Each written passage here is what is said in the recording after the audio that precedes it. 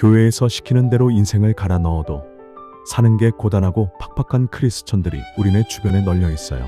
그래서 교회 지도자들에게 그 이유를 물어보면 신앙 성장을 위한 연단이라든가 믿음이 부족해서 그렇다고 해요.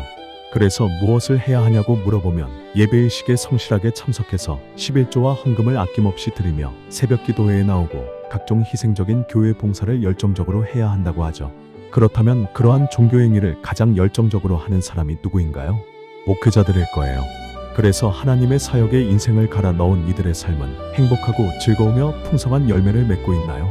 중대형 교회의 담임 목사를 제외한 대부분의 목회자들은 가족들의 생계비도 못 미치는 열악한 재정으로 전전긍긍하고 있으며 날이 갈수록 문을 닫는 교회가 속출하고 있어요. 이렇게 하나님의 종들도 열매가 없는 삶으로 고단하고 팍팍하게 살고 있는데 평신도들은 말해야 무엇하겠어요? 그렇다면 왜 이런 일이 벌어지고 있을까요? 하나님이 팔짱을 끼고 도와주지 않는 게 아니라 하나님의 뜻대로 살지 않기 때문이에요.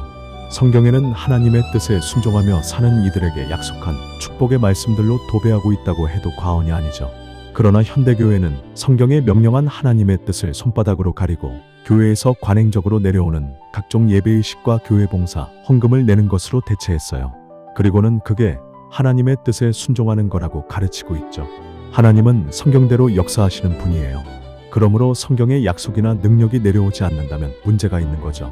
문제는 하나님의 뜻대로 살아야 한다는 걸 모르는 교인들은 없다는 거예요. 연약하고 부족한 인간이 어떻게 그렇게 살 수 있냐는 거죠. 그렇다면 하나님은 우리에게 불가능한 것을 요구하시겠어요? 하나님의 뜻대로 사는 비결은 성령께서 우리 안에 들어오셔서 하나님의 나라를 이루어 주셔야 가능해요. 하나님의 나라는 말이 아니라 능력에 있다고 했으며 성령 안에 있는 의와 기쁨과 평안이 증거라고 콕 집어서 말하고 있어요. 그러나 현대교회는 3분짜리 영접 기도를 마치고 주일 성수를 하면 성령이 자동적으로 들어오신다고 가르치고 있죠. 그렇다면 성령의 증거나 변화, 능력과 열매로 증명해야 해요. 아니라면 성경대로 해야 하지 않겠어요?